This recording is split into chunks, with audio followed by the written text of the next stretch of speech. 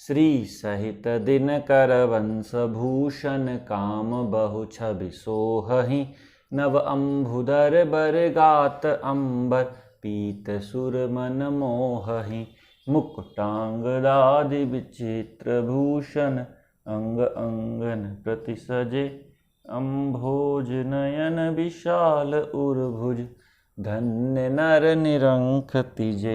हाँ, धन्य नर निरंख तिजे। कथारंभ होत है, आओ वीर हनुमान, आसन लीजो प्रेम से सुनहु कथा करूँगान। श्री गणेशाय नमः। श्री हनुमते नमः। श्री जानकी वल्लभो विजयते। दीन दयाल बिरदु संभारी हरऊ नाथ मम संकट भारी। रामा हृदयन कछु फल अनुसंधाना भूप विवेकी परम सुजाना। करई जे धर्म करम मन बानी और वासुदेव अर्पित नृप ज्ञानी। राजा के हृदय में किसी फल की कामना न थी। राजा बड़ा ही बुद्धिमान और ज्ञानी था। वह ज्ञानी राजा कर्म मन और वाणी से जो कुछ भी धर्म करता था सब भगवान वासुदेव के अर्पित करके करता था। रामा चढ़ी बर बाजी बार एक राजा मृगया कर सब साज समाजा। विंध्याचल गभीर बन गयऊ मृग पुनीत बहु मारत भयऊ। एक बार वह राजा एक अच्छे घोड़े पर सवार होकर शिकार का सब सामान सजाकर विंध्याचल के घने जंगल में गया और वहां उसने बहुत से उत्तम उत्तम हिरण मारे। रामा फिरत विपिन नृप दीख बराहू और जनु बन दुरेऊ ससिहि ग्रसिराहू। बड़ विधु नहीं समात मुख माही मनहु क्रोध बस उगिलत नाही। राजा ने वन में फिरते हुए एक सूअर को देखा। दांतों के कारण वह ऐसा दीख पड़ता था मानो चंद्रमा को ग्रसकर मुंह में पकड़कर राहु वन में आ छिपा हो। चंद्रमा बड़ा होने से उसके मुंह में समाता नहीं है और मानो क्रोधवश वह भी उसे उगलता नहीं है। रामा कौल कराल दसन छवि गाई तनु विशाल पीवर अधिकाई। घुरु घुरात हय आरों पाए चकित बिलोकत कान उठाए। यह तो सूअर के भयानक दांतों की शोभा कही गई। इधर उसकी शरीर भी बहुत विशाल और मोटा था। घोड़े की आहट पाकर वह घुरघुराता हुआ कान उठाए चौकन्ना होकर देख रहा था। रामा नील महीधर शिखर सम देख विशाल बराहु। रामा देख विशाल बराहु चपिर चले हय सुटुकी नप हाँ किन हो ही निबाहु। दीन दयाल बिरदु संभारी हरऊ नाथ मम संकट भारी। नील पर्वत के शिखर के समान विशाल शरीर वाले उस सूअर को देखकर राजा घोड़े को चाबुक लगाकर तेजी से चला और उसने सूअर को ललकारा कि अब तेरा बचाव नहीं हो सकता। रामा आवत देखी अधिक रवबाजी चले उबरा हम मरुत गत भाजी। और तुरत कीन नृप सर संधाना मही मिली गयऊ बिलोकत बाना। अधिक शब्द करते हुए घोड़े को अपनी तरफ आता देखकर सूअर पवन वेग से भाग चला। राजा ने तुरंत ही बाण को धनुष पर चढ़ाया। सूअर बाण को देखते ही धरती में दुबक गया। रामा तक तक तीर महिष चलावा और करी छल सूअर शरीर बचावा। प्रगटत दूरत जाय मृग भागा रिस बस भूप चलेऊ संग लागा। राजा तक तक कर तीर चलाता है, परंतु सुअर छल करके शरीर को बचाता जाता है। वह पशु कभी प्रकट होता और कभी छिपता हुआ भागा जाता था, और राजा भी क्रोध के वश उसके साथ पीछे पीछे लगा चला जाता था। रामा गयऊ दूरी घन गहन बराहू, और जहाँ नाहिन गज बाज निबाहू। अति अकेल बन विपुल कलेसु, तदपि न मृग मग तजई नरेसु। सूअर बहुत दूर ऐसे घने जंगलों में चला गया जहाँ हाथी घोड़े का निबाह नहीं था। राजा बिल्कुल अकेला था और वन में क्लेश भी बहुत था, फिर भी राजा ने उस पशु का पीछा नहीं छोड़ा। रामा कौल बिलो की भूप बड़ धीरा, और भागी पैठ गिरी गुहा गभीरा। अगम देखी नृप अति पछताही, फिरेऊ महाबन परेऊ भुलाई। राजा को बड़ा धैर्यवान देखकर सूअर भागकर पहाड़ की एक गहरी गुफा में जा घुसा। उसमें जाना कठिन देखकर राजा को बहुत पछताकर लौटना पड़ा, पर उस घोर बने में वह रास्ता भूल गया। रामा खेद खिन्न क्षुदित तृषित, राजा बाज समेत। रामा राजा बाज समेत, खोजत व्याकुल सरित सर। जल बिनु भयउ अचेत, दीन दयाल विरधु संभारी। हरऊ नाथ मम संकट भारी। बहुत परिश्रम करने से थका हुआ और घोड़े समेत भूख प्यास से व्याकुल राजा नदी तालाब खोजता खोजता पानी बिना बेहाल हो गया। रामा फिरत विपिन आश्रम एक देखा, और तहाँ बस नृपति कपट मुनि बेसा। जासु देश नृप लीहन छड़ाई, समर सेन तजी गयऊ पराई। वन में फिरते फिरते उसने एक आश्रम देखा।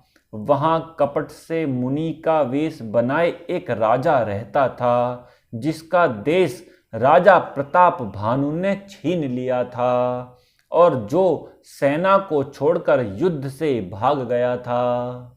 रामा समय प्रताप भानु कर जानी, और आपन अति असमय अनुमानी।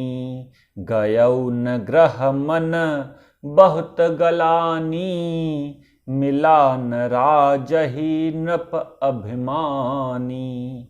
प्रताप भानु का समय अच्छे दिन जानकर और अपना कुसमय बुरे दिन अनुमान कर उसके मन में बड़ी ग्लानि हुई। इससे वह न तो घर गया और न अभिमानी होने के कारण राजा प्रताप भानु से ही मेल किया। रामा रिस उर मारी रंक जिमि राजा, विपिन बसई तापस के साजा। तासु समीप गवन नृप कीन्हा, और यह प्रताप रवि तेहि तब चीन्हा।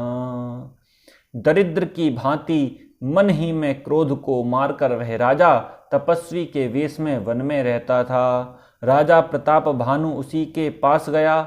उसने तुरंत पहचान लिया कि यह प्रताप भानु हैं। रामा राउत त्रसित नहीं सो पहचाना, और देखि सुबेश महामुनि जाना। उतरि तुरग ते किहिन प्रणामा, परम चतुर न कहेउ निज नामा। राजा प्यासा होने के कारण व्याकुलता में उसे पहचान न सका।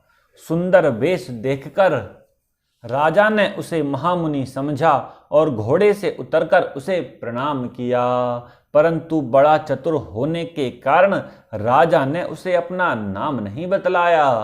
रामा भूपति तृषित बिलोकित ही, सरबरु दीन दिखाई, मज्जन पान समेत हय, किहिन नृपति हर साई, दीन दयाल बिरधु संभारी, हरऊ नाथ मम संकट भारी।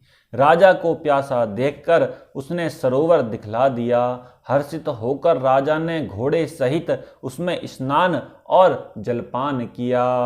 रामा गए श्रम सकल सुखी नृप भयऊ, निज आश्रम तापस ले गयऊ, आसन दीन अस्तर बिजानी, और पुनि तापस बोले मृदुबानी। सारी थकावट मिट गई, राजा सुखी हो गया। तब तपस्वी उसे अपने आश्रम में ले गया और सूर्यास्त का समय जानकर उसने राजा को बैठने के लिए आसन दिया। फिर वह तपस्वी कोमल वाणी से बोला कि को तुम्हें कस बन फिरऊं अकेले, और सुंदर जुबा जीव पर हेले, चक्रवर्ती के लक्षण तोरे, देखत दया लागी अति मोरे। तुम कौन हो? सुंदर युवक होकर जीवन की परवाह न करके वन में अकेले क्यों फिर रहे हो? तुम्हारे चक्रवर्ती राजा के से लक्षण देखकर मुझे बड़ी दया आती है। रामा नाम प्रताप भानु अवनीसा, और तासु सचिव में सुनहु मुनीसा, फिरत अहेरे परेऊ भुलाई, बड़े भाग देखेऊ पद आई। राजा ने कहा कि हे मुनीश्वर सुनिए, प्रताप भानु नाम का एक राजा है, मैं उसका मंत्री हूँ। अर्थात यहाँ पर प्रताप भानु ने अपने आप को अपना मंत्री बतलाया है। राजा ने कहा हे मुनीश्वर सुनिए, प्रताप भानु नाम का एक राजा है, मैं उसका मंत्री हूँ। शिकार के लिए फिरते हुए राह भूल गया हूँ। बड़े भाग्य से यहाँ आकर मैंने आपके चरणों के दर्शन पाए हैं। रामा हम कहाँ दुर्लभ दरस तुम्हारा, और जानत हो कछु भल हो निहारा, कह मुनि तात भयऊ अंधियारा, जो जन सतरे नगर तुम्हारा। हमें आपका दर्शन दुर्लभ था, इससे जान पड़ता है कुछ भला होने वाला है। मुनि ने कहा कि हे तात, अंधेरा हो गया, तुम्हारा नगर यहाँ से 70 योजन पर है। रामा निशा घोर गंभीर बन, पंथन सुनहु सुजान, रामा पंथन सुनहु सुजान, बसहु आजु अस जान, तुम्हें जायउ होत बिहान, दीन दयाल बिरधु संभारी, हरऊ नाथ मम संकट भारी। हे सुजान सुनो, घोर अंधेरी रात है, घना जंगल है, रास्ता नहीं है, ऐसा समझकर तुम आज यहीं ठहर जाओ, सवेरा होते ही चले जाना। रामा तुलसी जसी भवतव्यता, तैसी मिलई सहाय, रामा तैसी मिलही सहाय, आपुन आवई ताहि पही, ताहि तहाँ ले जाय, दीन दयाल बिरधु संभारी, हरऊ नाथ मम संकट भारी। तुलसीदास जी कहते हैं, जैसी भवितव्यता होनहार होती है वैसी ही सहायता मिल जाती है। या तो वह आप ही उसके पास आती है या उसको वहाँ ले जाती है। रामा भले ही नाथ आय सुधर सीसा, और बांधि तुरग तरु बैठ महीसा, नृप बहु भांति प्रशंसे उताही, चरण बंदी निज भाग्य सराही। हे नाथ बहुत अच्छा, ऐसा कहकर और उसकी आज्ञा सिर चढ़ाकर घोड़े को वृक्ष से बांधकर राजा बैठ गया। राजा ने उसकी बहुत प्रकार से प्रशंसा की और उसके चरणों की वंदना करके अपने भाग्य की सराहना की। रामा पुनि बोलेउ मृदु गिरा सुहाई, जान पिता प्रभु करऊं ठिठाई। और मोहि मुनीस सुत सेवक जानी, नाथ नाम निज कहूँ बखानी। फिर सुंदर कोमल वाणी से कहा कि हे प्रभु, आपको पिता जानकर मैं ठिठाई करता हूँ। हे मुनीश्वर, मुझे अपना पुत्र और सेवक जानकर अपना नाम धाम विस्तार से बतलाइए। रामा तेहि न जान नृप, नृप ही सो जाना। और भूप सुहृद सो कपट सयाना। बैरि पुनि छत्रि पुनि राजा, छल बल की न चहई निज काजा। राजा ने उसको नहीं पहचाना, पर वह राजा को पहचान गया था। राजा तो शुद्ध हृदय था और वह कपट करने में चतुर था। एक तो वैरी, फिर जाति का क्षत्रिय, फिर राजा। वह छल बल से अपना काम बनाना चाहता था। रामा समुझि राज सुख दुखित अराती, अवा अनल इव सुलगई छाती। सरल बचन नृप के सुनि काना, बयर संभारी हृदय हर्षाना। वह शत्रु अपने राज्य सुख को समझ करके स्मरण करके दुखी था। उसकी छाती कुम्हार के आंवे की आग की तरह भीतर ही भीतर सुलग रही थी। राजा के सरल वचन कान से सुनकर अपने वैर को याद कर वह हृदय में हर्षित हुआ कि कपट बोरी बानी मृदुल, बोलेउ जुगुत समेत। रामा बोलेउ जुगुत समेत, नाम हमार भिखारी अब निर्धन रहित निकेत। दीन दयाल बिरधु संभारी, हरऊ नाथ मम संकट भारी। वह कपट में डुबोकर बड़ी युक्ति के साथ कोमल वाणी बोला कि अब हमारा नाम तो भिखारी है, क्योंकि हम निर्धन और अनिकेत घर द्वारहीन हैं। आज हमने पढ़ा और श्रवण किया राजा प्रताप भानु की कथा। रामचंद्र भगवान की जय, शंकर भगवान की जय, हनुमान जी महाराज की जय।